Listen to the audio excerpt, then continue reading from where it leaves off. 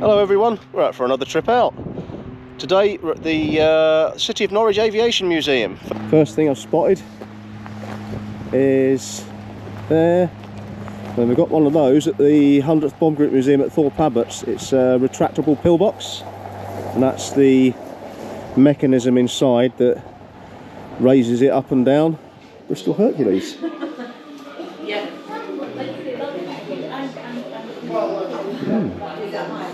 Quite similar to the American Wright Cyclone engine. I was about to say, yeah, I was looking at that.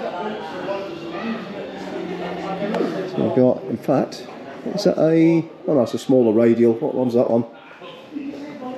Armstrong Siddeley Cheetah. Oh, an airship. Oh, there we go, look at this. A little bit about Pullham. Oh, literally just just up the road from us. And yeah, a little relief model of Pullham Airfield and the Pullham Pigs. If I remember rightly, the nickname Pullham Pigs came about because a farmer just pointed up at it one day and said, that looked like a big old pig. So what we got there? We've got a whirlwind fighter cockpit. Oh.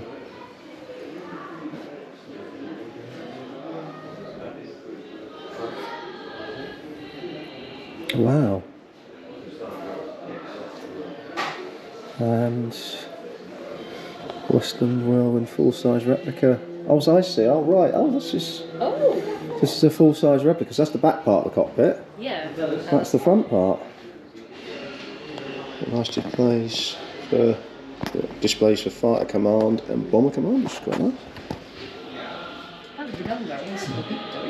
We've got the radio set out of a Lancaster bomber, or what? I think it's pretty standard for most bombers.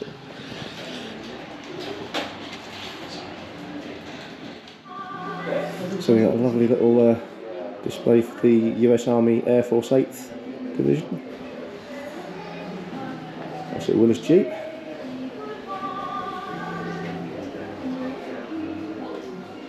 A little bit about the Vulcan, which is the main reason we're here actually, is to see the Vulcan. I'll get a little bit of video of this for my mate over. Oh, the Jeep, yeah. My mate over near Wolverhampton, Mr. Owen.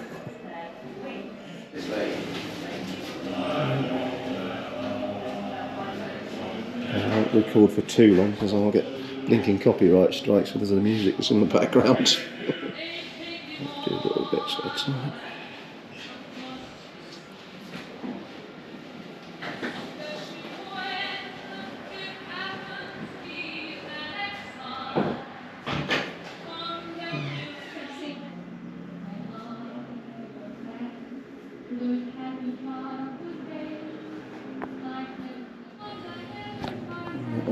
Cockpit of a Hawker Hunter.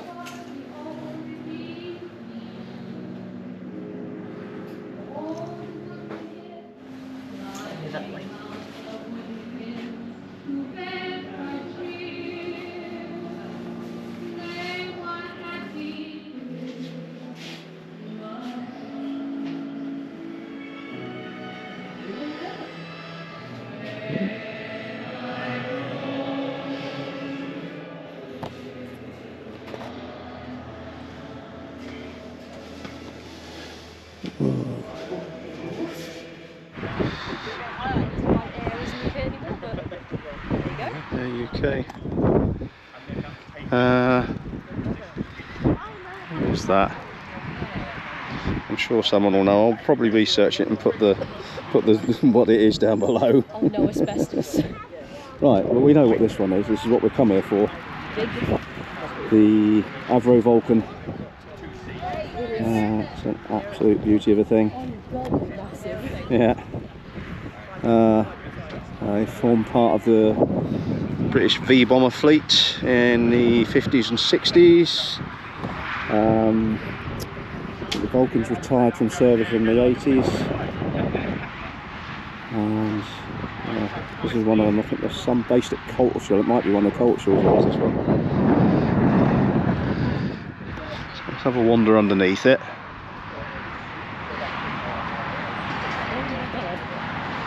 So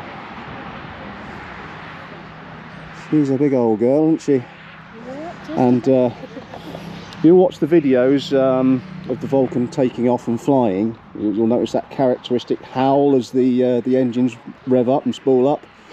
The howl is created by the air flowing through the inlets there. It's that bit basically that creates that howling noise, because obviously it sucks a lot of air in to feed these big old jet engines. yeah. Something I actually didn't know is that the landing gear had some large flaps in it, so you can actually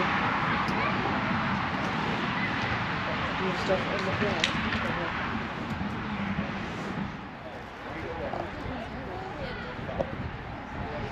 Let's get a nose view of her.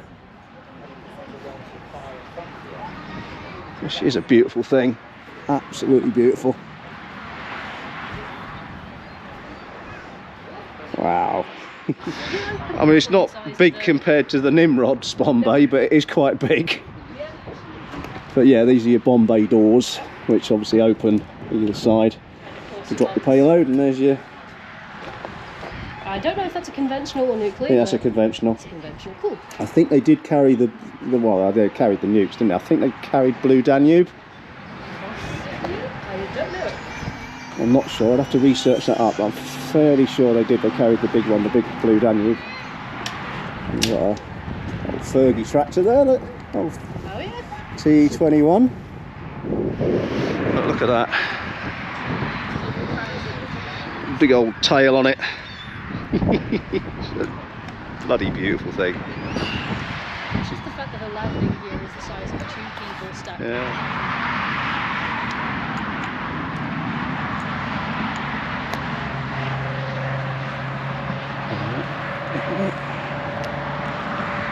There's your English Electric Lightning.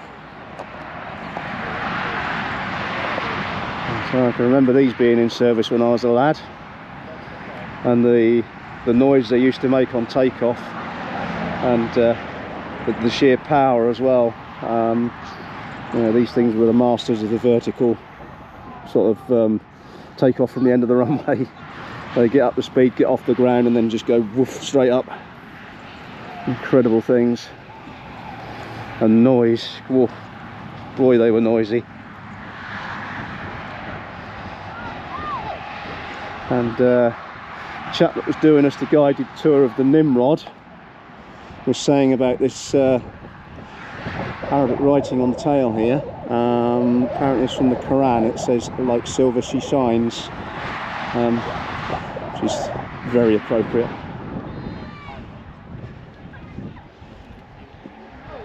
She's lost a little bit of the shine, but she's still got much of it. So, Gloucester Meteor. I think it was the first jet aircraft we produced.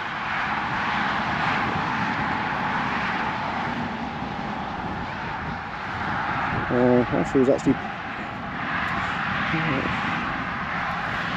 these that were based here. We've got Dassault Mystère there.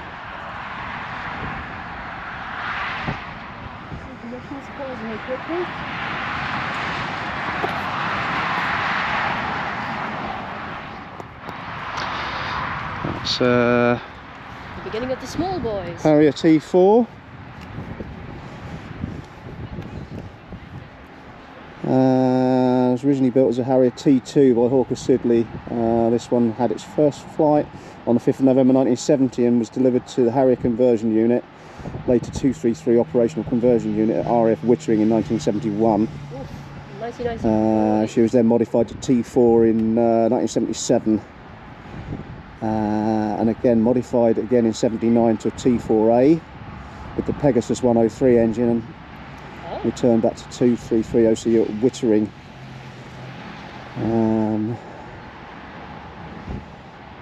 So she was decommissioned in 94.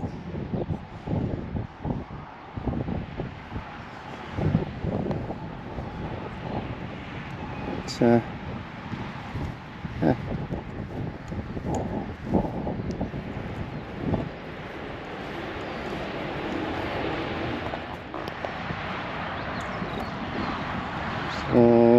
What's this one? Is this a Lockheed T-33A? Oh.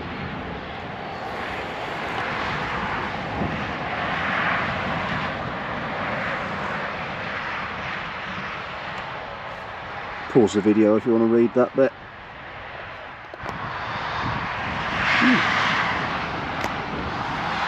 And that is... There's a Hawker Hunter. Oh. Yeah, fairly sure that's a Hawker Hunter. I should know. I used to see these in flight when I was a boy. Well, the flag on the table is to be believed it's French. Hawker Hunter F Mark 51. Former Royal Danish Air Force one. It was painted to represent 74F Squadron. Ah, Which was based here at Horsham. right. White fins were applied for exercises and the aeroplane was obtained from the now defunct Wales Air Museum. I see. There you go. And look, yeah, a lot of these planes just ended up in bits at the end of the Cold War because we didn't really need them. Yeah. It's nice they've preserved some of them anyway. Yeah. So we've got an airliner here. What's this boy? Oh, hello. We've got a Seppicat Jaguar over there. Let's have a look at the Jag. Then we'll do...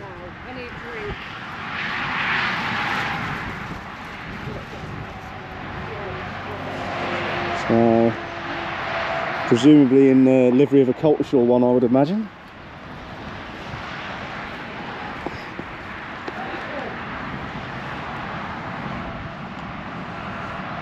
Oh, yeah, 54 Squadron cultural.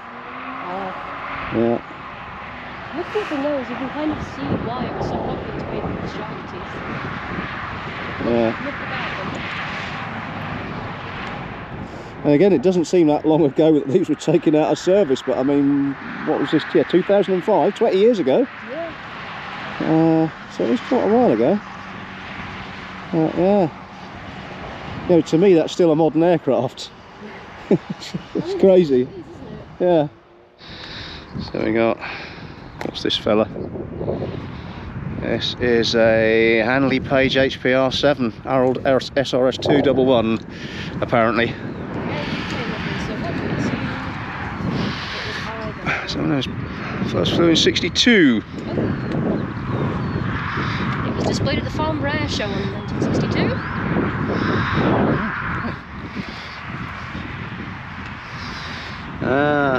Fokker friendship.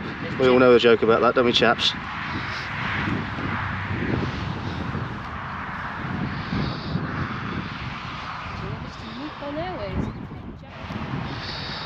Again, looks quite alive. Yeah.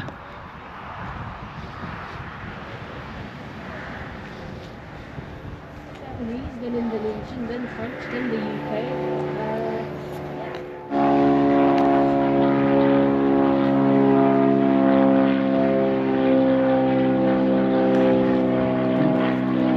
I never know we were next to a live airport.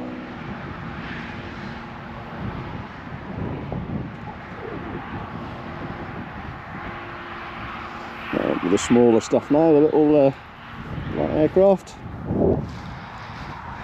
This is kind of what you expect when you hear the word plane, isn't it? Yeah. Nowadays. So your Cessna types. So a Marine Saulnier Rally Club. Ah. Massive cockpit on that, isn't it? Built in 1962 and then initially registered to London before it came here. Massive cockpit. Very funny.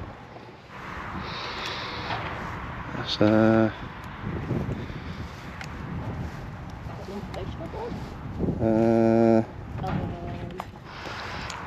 sure what that one is. What's this one? There's a thing in the window. What is it? I can't read it because it's up in the window. Hang on. You can read it for me, everyone. Here we go. What is it? Say in the comments. That's one of them, isn't it? Yeah. It's featured in the disaster movie 2012. Oh, this film. Oh, look at all the little spider mites all over it. Yeah. Covered in red spider mites. I mean, birds are quite fond of static planes as a place to build nests, so I suppose bugs are followed suit. And that is another twin-engined Cessna, I would guess.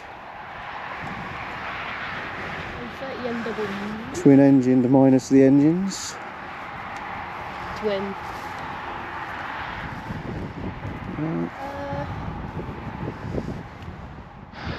So there we go, we've had a look around the planes outside. There's a few more inside bits we need to have a look at, I think.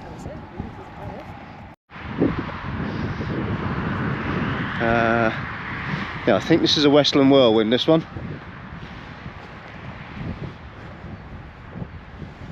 Which they've got one of these at Flixton Aviation Museum. This one I think is in better condition than theirs. Sorry, Flixton. Yeah, a bit dinged up. Obviously she's missing her rotor blades, but yeah. Oh, you can see the winch at least. Yeah. I've got to come back to the Nimrod. It's such a beautiful thing. As I say, I'm very, very, very fond. I've got a big soft spot for the Nimrod. That's a plane that I knew from my childhood, and happy memories of air shows with my dad. Yeah, we was just saying it's amazing how we've gone from piston aircraft in the 40s to this. The Gloucester Meteor, which these were produced in the late 40s and were pretty much the first mass-produced British jet aircraft.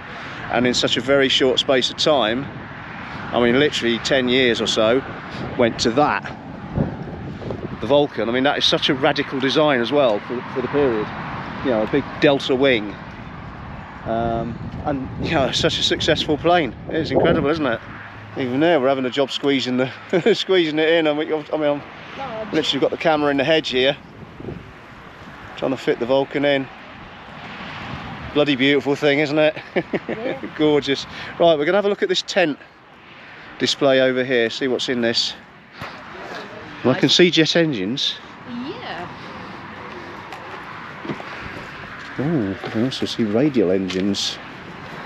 That looks like a Wright Cyclone. Oh, it's not, it's an Elvis Leonidas. Ah, this is Project Workshop. Merlin. Very bent Merlin. Yeah. Oh, sheesh. Oh. Oh. No survivors. That's a shame. Bloody hell. Yeah. Rolls Royce Derwent. Which is, yeah. To represent the Frank Whittle's design, there you go. Oh, American one, Allison J33, which is very, very similar to the Derwent, isn't it? Yeah. Was it the lease lend agreement or something, wasn't it? Or whatever it was, but where we agreed at the end of the war to share our designs with them. That was during the Cold War, didn't you? I think it was... Rip off. Okay. I don't know for sure.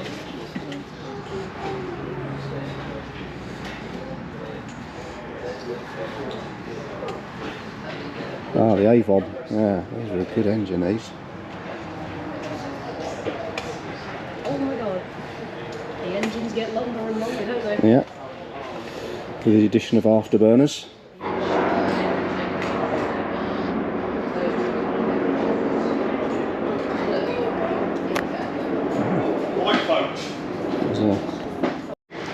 So we got the cockpit of the Canberra. This was another one of our surveillance aircraft, the Canberra. This one was based at Binbrook. Oh, it's Red Cross. Interesting. Yes, Binbrook and Akrotiri. Ah. So, yeah. There you go. There's your cockpit of your Canberra. Get that look. Harrier jump jet engine with your rotating nozzles to direct your thrust down or backwards. The Bristol Siddeley Pegasus engine. That's it, Pegasus, that was the one. Yeah. So yeah, we're looking at the back end of it here. It's supposed to have been the rear end of the jet. But yeah. Oh, I see. Yes, this is. Yeah. So yeah, you see what I'm. So you'd have had the same there as well. You'd have had a rotating nozzle there as well. Yeah. As I say, that's the secret of its vertical takeoff capability, was it could direct the thrust straight down to lift the plane up. Yeah.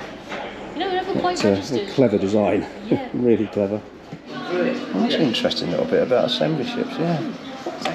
With a mad dotted pattern on them. Yeah, all spotted ape apparently. Ah, Rolls Royce Tay engine. Ooh, aye aye.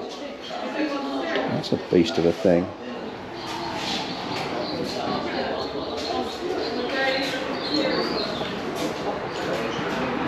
Flipping pipework on it.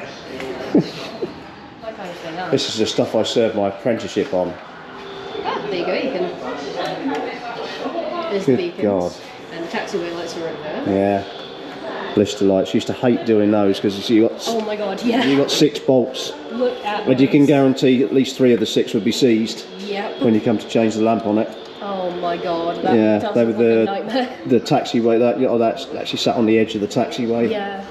I know it's so that, you know, if the plane runs over it, it's minimal damage, but it Yeah. is. And you got the runway lights, but you also had. Wasn't it? Now they don't show them, but there was also like a searchlight pattern one that used to sit up on a little pedestal like that, Oh, I see. or like that, with a round searchlight, and they used to face front and rear. Yeah. Sort of bigger versions of these, Oh, okay, right.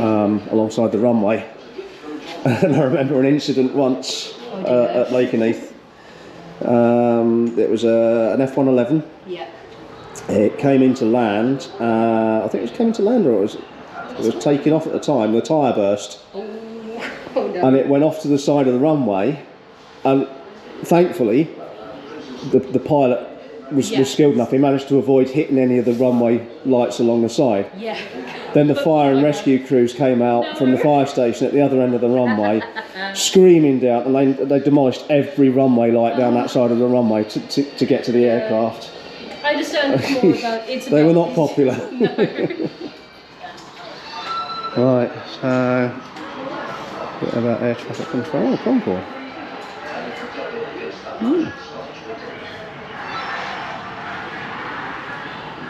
And oh, hello. Yeah, sorry, just we got the WAF. Hooray. Ah, yes. Sister.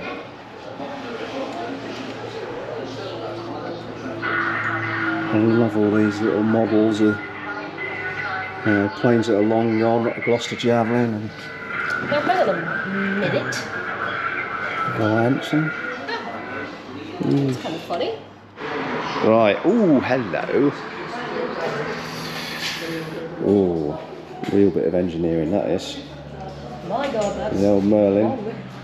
It powered so many aircraft, from Spitfire, Hurricane, Mosquito, Lancaster, yeah, all sorts. Like a few, yeah. Yeah. Oh my god. Right. I suppose from a standardisation point of view it makes sense, because they only have to stock one particular type of engine and parts for one particular type of engine. And you only have to be familiar with one to be able to, repair most of the aircraft. Yeah, look at that. No, not Multi-valve heads. Not to mention, as this was wartime, it was probably a lot easier to just have one schematic, because then you knew exactly how much metal you'd need. Yeah, that's a bit. Oh, That's a bit damaged, that one. That's from a Lancaster. Oh, Poor chaps.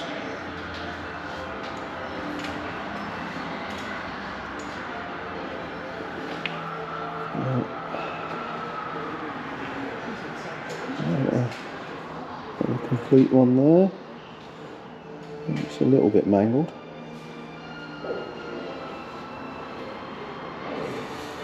Well, that one's very mangled. That looks like that's been in the sea, that one. Have a look round the other side and see that. Bristol Pegasus. Junkers Juno. Which I believe was also I think the Napier Deltic was somewhat based around the Jumo engine, if I remember correctly. I could be wrong.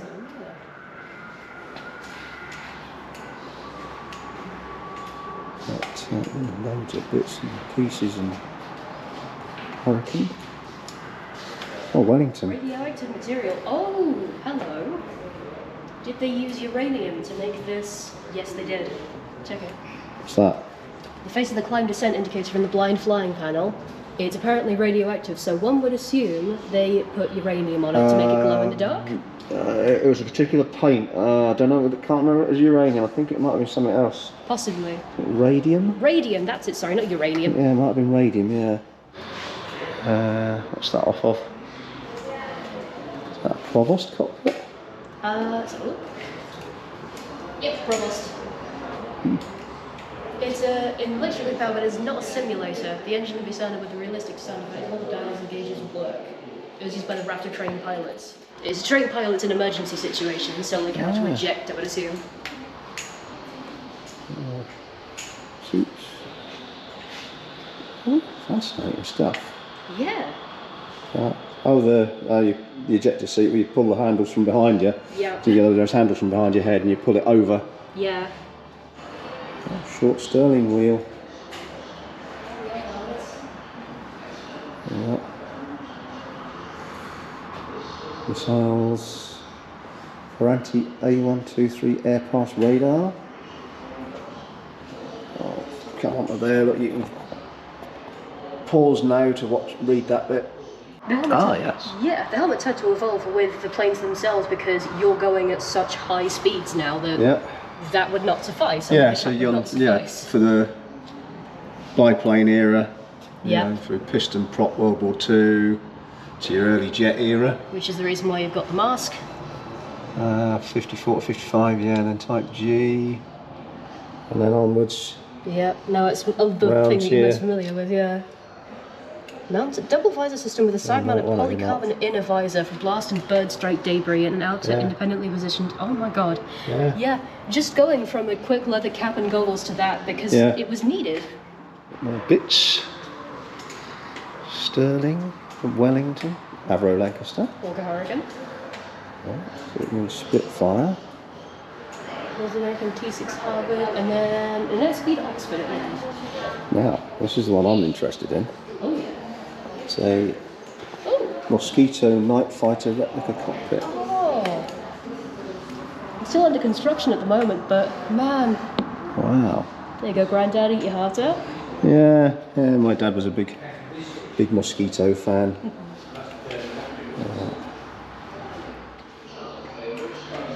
I don't know whether you can read that or not. There we go. Yeah, they were so essentially to help with civilian aircraft and ground control. Yeah. With maintenance and weather calculations. There was a lot of female pilots as well that used to deliver the planes, brand new planes to the airfields. Yeah, massive. Yep. 50 cal when you want to reach out and touch someone. Yeah, and comprehending horrors.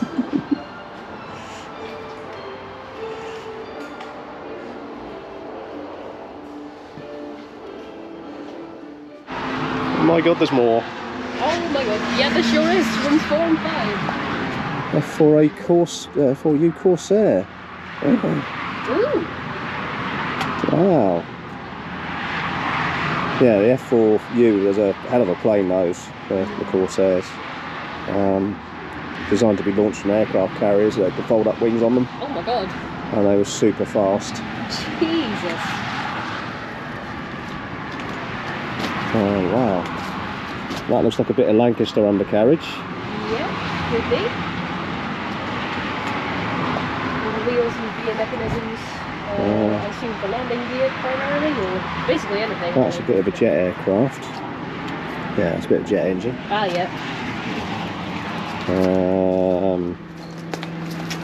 Not sure about that. That's probably a bit more from a jet.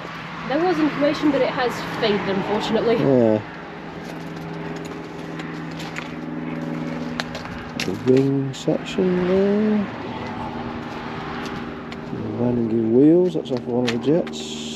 Right. Bloody Gansy. Obviously popped from a... I'd say that's probably a fortress prop, that, looking at it, I'm not sure. Yeah. It's hard to tell, I can't remember quite the scale of the... Yeah, there's no information. Yeah. Oh, there we go, Mark II Gloucester Meteor cockpit.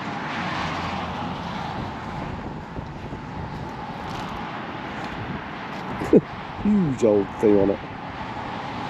When you compare it to the later Gloucester Meteor that's on display, you know, the complete plane. Got a nice display dedicated to the local Air Force station, Horsham.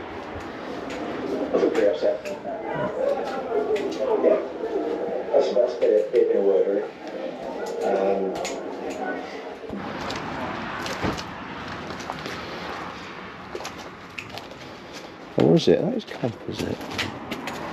No, I think it is composite. I'm not sure. Yeah. Either way, it looks like it might have been in the sea. Yeah. Looking at the fact that you've Well, a lot of these, yeah, you got barnacles and things on it. So a lot of these things get dredged up by trawlers. They do, yeah. They get donated to museums. Yeah.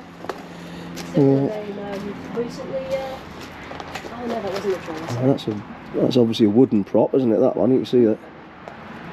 You can see the gearing as well. Sometimes it can be a little bit difficult to tell because of the way that they've started to decompose. Like looking at that. That could be B-17, because I think that's the exhaust from the supercharger, I think. Ah. Don't know if they're from the same unit, that's the only issue. Air raid siren? Yes. Gents, question mark? Let's have a look. Lancashire Dynamo Crypto Manchester. Okay, a Lancashire, right. Reconnaissance in the RAF, hello. This, yes, because I remember a lot of women were hired to help processing reconnaissance information. And puzzle enthusiasts and anyone who kind of had a good bit of lateral thinking. Yeah.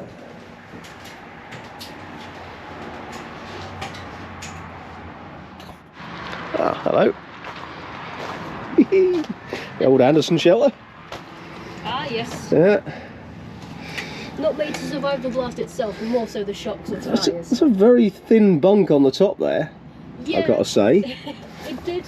I suppose it kind of had to be. Wool and cotton and stocks like that were all really, really low. No, I'm talking about the width of the bunk. Oh, the width of the bunk itself, sorry. You roll over in your sleep, you're on the floor.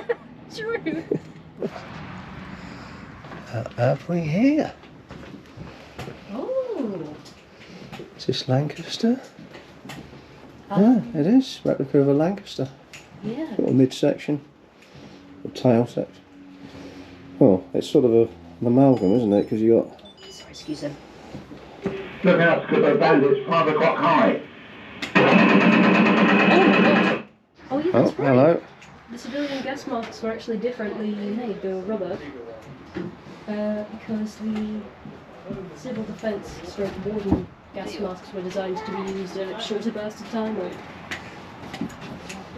Warden Hodges kit. Yeah. Put that light out.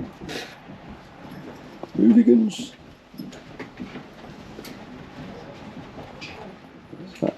Helicopter procedure trainer. Ooh, fun. Right. Ah, the old Dell Towers. I remember these from when I was young. Projection seat, Hawker Siddeley Harrier. Fitted with the fresh new technology Windows XP. Oh, sorry.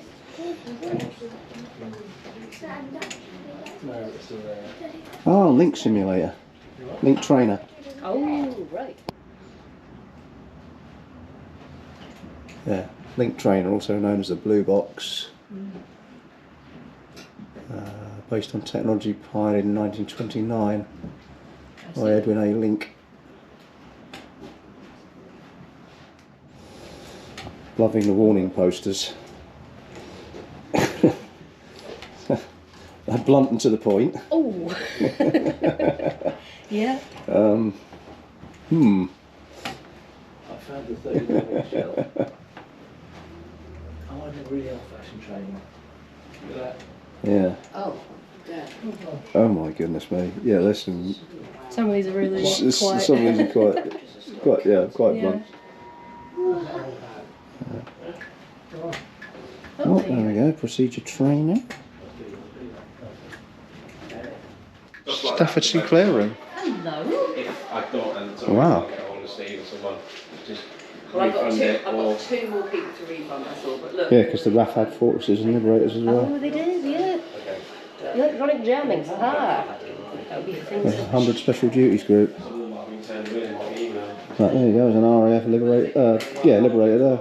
Yeah. Deal with it. I'll either say to them I can refund you and you come on a different day. Yeah. Or you can use the ticket for another day. Oh, it's a memorial room for the Royal Air Force 100 Special Duties Group. Ah, there you go. Searchlights. Fortress Mark III. Yeah, B-17G. Well, yeah.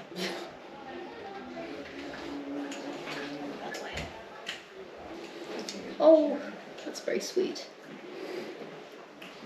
Oh, Pinocchio. Oh, yeah. That was good. Enjoyed that. That was a good wander round. A lot of stuff I've not seen. So yeah, hope you've enjoyed it. I hope I've not bored you all to tears with all this aircraft stuff and history and stuff. I think it's pretty fun. And we'll see you on the next one. Cheerio.